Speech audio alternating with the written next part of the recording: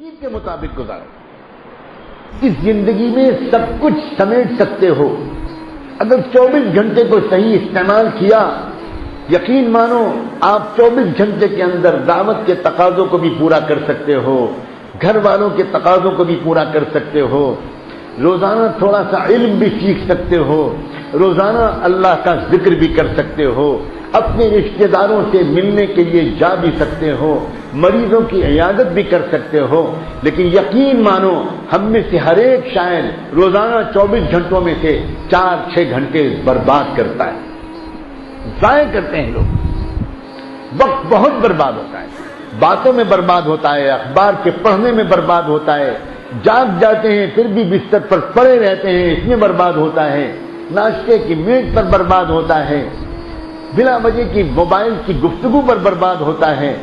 اور جب وقت برباد ہوگا تو جانتے ہو دنیا کے تو سارے کام کرو گے، جب وقت کم بچے گا تو کیا چھوڑو گے؟ قرآن کی تلاوت چھوڑو گے، اللہ کا ذکر چھوڑو گے، نفلیں پڑھنا چھوڑو گے، مریضوں کی عیادت چھوڑو گے، اپنے بوڑھے ماں باپ کے پاس محبت اور ادب کے ساتھ بیٹھنا چھوڑو گے، اپنے بچوں کے پاس بیٹھنا چھوڑو گے. دنیا کمانا تو نہیں چھوڑو گے، اس میں تو کوئی کمی نہیں کرو گے، اس لیے کہ دنیا کی محبت رگ و پے میں سرایت کر گئی ہے. ہڈی ہڈی بوٹی بوٹی میں دنیا کی محبت اندر گھس گئی ہے.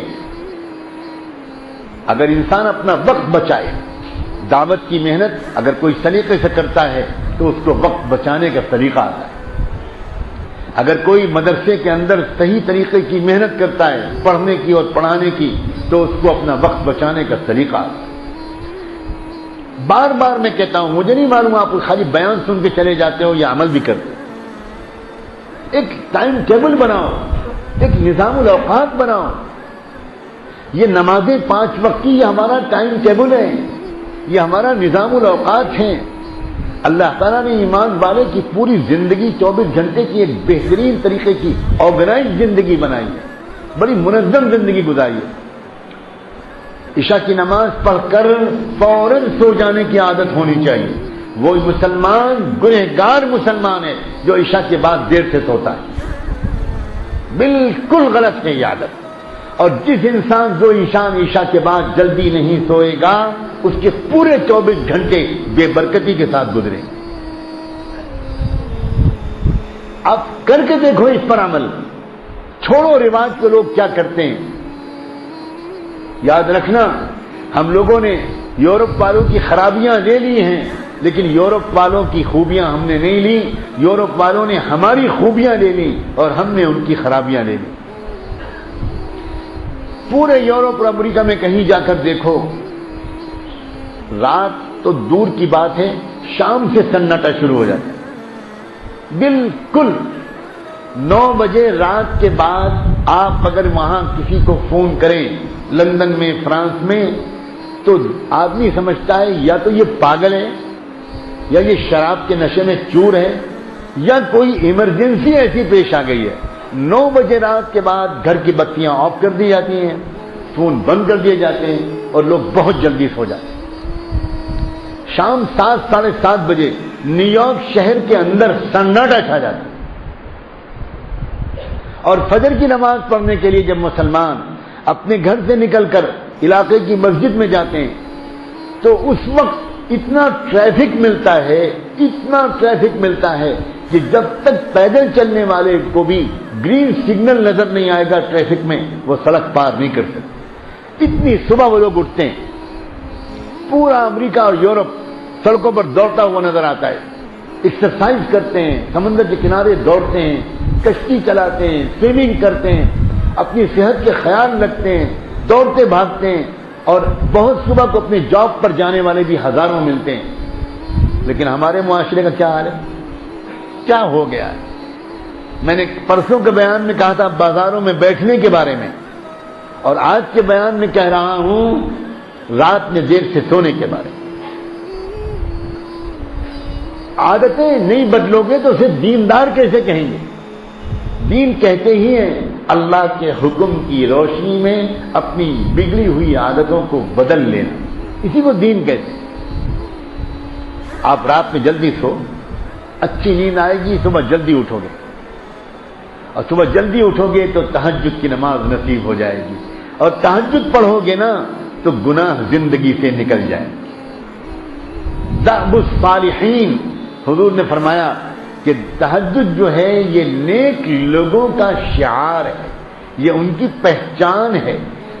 تو گویا اگر تہجد پڑھو گے، اس وقت اٹھ جاؤ گے تو تہجد کی برکت سے انشاءاللہ زندگی سے گناہ نکلنے شروع ہو جائیں۔ تہجد پڑھو، قرآن کی تلاوت کرو، اللہ کا ذکر کرو، تازہ دم بڑے اچھی کیفیت کے ساتھ مسجد میں پہنچ جاؤ، صف اول میں جا کر بیٹھ جاؤ، تکبیر اولیٰ کے ساتھ فجر کی نماز پڑھو، اور نماز پڑھنے کے بعد اگر مسجد میں کوئی اجتماعی عمل ہوتا ہے اس میں شریک ہو جاؤ۔ مسجد میں اگر ذکر کرنا چاہتے ہو، تلاوت کرنا چاہتے ہو تو وہ کر لو۔ گھر واپس آؤ، ہنستے کھیلتے مسکراتے گھر میں داخل ہو، سلام کر کے گھر میں داخل ہو، ناشتہ کرو۔ اگر بہت زیادہ ضرورت محسوس ہو رہی ہے تو پھر آدھے گھنٹے پون گھنٹے کے لیے آرام کر لو اور پھر کام پر نکل جاؤ۔ روزی میں برکتیں انشاءاللہ بڑھتی ہوئی خود دیکھو۔ لیکن یہ طریقہ کہ رات میں دیر سے سونا، صبح دیر سے اٹھنا، صبح دیر تک پھر سونا، بہت سے لوگ نماز کے لیے اٹھ تو جاتے ہیں مگر نماز کے بعد پھر سو جاتے ہیں۔ اللہ کے رسول نے فرمایا ہے کہ روزی کو کم کرنے والی چیز ہوتی ہے صبح کا سونا۔ جب کوئی صبح کو سوئے گا تو اس کی روزی کم کر دی جائے گی۔ اب سوچو ذرا، اب جس کو دیکھو وہ روزی کی تنگی کی دعا کرانا چاہتا ہے، اس کی شکایت کرتا ہے، اور یہ نہیں سمجھ پاتا کہ یہ روزی کی تنگی کی مصیبت میں کیوں مبتلا۔ ہو سکتا ہے اللہ کے رسول صلی اللہ علیہ وسلم کی بات تو غلط نہیں ہو سکتی، ہو سکتا ہے کہ وہ اس وجہ سے روزی کی تنگی میں مبتلا ہو کہ وہ صبح کو سوتا ہے۔ تو یہ عادتیں سدھارو اپنی، روزی کی لائن کی محنت کرو، اچھی محنت کرو، جی لگا کر محنت کرو، خوب توجہ کے ساتھ محنت کرو۔ کوئی نہیں کہتا کہ دنیا مت کماؤ، لیکن شام کو ایک وقت تک بس کاروبار کی مشغولیت میں لگو، اس کے بعد اللہ کا بھروسہ کر کے دیر تک بازاروں میں بیٹھنا، یہ سب عادتیں اللہ کرے کہ چھوڑنا آسان ہو جائے۔ آپس میں محبت سے رہنا، اتحاد کے ساتھ رہنا، جوڑ کے ساتھ رہنا، دلوں کا بالکل صاف رکھنا، دلوں کے اندر کوئی رنجش نہ ہو، کوئی کینہ نہ ہو، کوئی دشمنی نہ ہو، کسی کا برا چاہنے کا مزاج نہ ہو۔ اس کے لیے بہت مفید ہوتا ہے صبح و شام ذکر کی پابندی کرنا۔ اللہ کے بندو، ذکر بہت پیارا عمل ہے، بہت پیارا عمل ہے۔ کر کے دیکھو صبح شام اکیلے میں تنہائی میں بیٹھ کر بتائے ہوئے طریقے پر اللہ کو یاد کر کے دیکھو۔ سنتے رہنے سے کام نہیں چلے گا، کر کے دیکھو۔ خود عمل کرو گے تو تم کو محسوس ہوگا کہ جو گناہ برسوں سے نہیں چھوٹ پا رہے تھے وہ گناہ چھوٹنا آسان ہو گئے۔ یہ اللہ کے ذکر کی تاثیر ہے۔ قرآن مجید میں اللہ تعالیٰ نے صاف فرمایا ہے، ان الصلاۃ تنہی عن الفحشاء والمنکر ولذکر اللہ اکبر واللہ یعلم ما تصنعون۔ اس لیے دعا ہے کہ اللہ تبارک و تعالیٰ اس سفر میں جو بھی ذرہ خیر وجود میں آیا ہو اللہ اسے قبول فرما لے۔ جو کمیاں کوتاہیاں رہ گئیں آپ حضرات کی خدمت میں، اللہ مجھے معاف فرما دے، اللہ مجھے معاف فرما دے، اللہ آپ کو اس محبت کا صلہ دے جس محبت کے ساتھ آپ آنے والے مہمانوں کے ساتھ پیش آتے ہیں۔ زندگی مختصر ہے، موت قریب ہے، سب ٹھاٹ پڑا رہ جائے گا جب لاٹ چلے گا بنجارا، سب ٹھاٹ پڑا رہ جائے گا جب لاٹ چلے گا بنجارا۔ نوجوانوں، اپنے ماں باپ کی قدر کرو، اپنے ماں باپ کی عزت کرو، اپنے ماں باپ کی خدمت کرو، ان کی دعائیں لو۔ اور کتنا اچھا ہو کہ آج یہاں سے اٹھنے کے بعد نماز سے فارغ ہو کر جب آپ اپنے گھر جاؤ تو آپ اپنے ماں باپ سے معافی مانگ لو معافی۔ نوجوانوں مان جاؤ، کہو جا کر امی مجھے معاف کر دیجیے، واقعی میں نے آپ کی شان میں گستاخیاں کی ہے، آپ سے میں بڑی آواز میں اونچی آواز میں بولا ہوں، اب میرا کیا ہوگا؟ آج میں نے بیان میں سنا ہے جس کی ماں ناراض ہوگی اس کو مرتے وقت کلمہ بھی نصیب نہیں۔ اپنی آنکھوں کو گناہوں سے بچاؤ، بد نظری کے گناہ چھوڑ دو، اللہ کے بندو چھوڑ دو۔ اس سے زیادہ گندا گناہ اور کیا ہوگا؟ تمہاری بیٹی کو کوئی دیکھے، تمہاری بہن کو اور بیوی کو کوئی دیکھے تو تم کو اچھا نہیں لگے گا، تم کسی کی بہن بیٹی کو دیکھو گے کسی اور کو کیسے اچھا لگے گا؟ دل میں گندگی اترتی ہے، نمازوں کی نورانیت چلی جاتی ہے، دل کے اندر ایک سختی اور قساوت پیدا ہو جاتی ہے۔ اللہ والوں کے پاس جایا کرو اللہ والوں کے پاس، اللہ کے راستے میں نکلتے بھی رہو اور پھر پوچھو کہاں میں حاضر ہوں، میں چاہتا ہوں کہ میں کسی اللہ والے کے ہاتھ پر توبہ کروں، کسی اللہ والے سے بیعت ہو جاؤں اور وہ میرے لیے دعا کرے، میرے اوپر توجہ ڈالے، مجھے ذکر سکھائے اور میں اس طریقے پر ذکر کر کے اللہ کا اچھا بندہ بنوں۔ ان راستوں میں آگے بڑھو، ہمت سے کام لو۔ اللہ تعالیٰ نے آپ کے اندر کچھ صلاحیتیں رکھی ہیں جن کا میں نے پہلے سفر میں اشارہ کیا تھا۔ آپ کے اندر صلاحیتیں ہیں، اپنی صلاحیتوں کو پہچانو، اپنے گھر کو بھی صاف ستھرا رکھو، اپنے گھر کے سامنے کے حصے کو بھی صاف ستھرا رکھو، اپنے محلوں کو بھی صاف ستھرا رکھو، اپنے دل کو بھی صاف ستھرا رکھو، اپنے وقت کو ضائع ہونے سے بچاؤ، اپنے آنکھوں کو، اپنے کانوں کو گندگیوں سے بچاؤ، اپنی زبان کو گندگیوں سے بچاؤ۔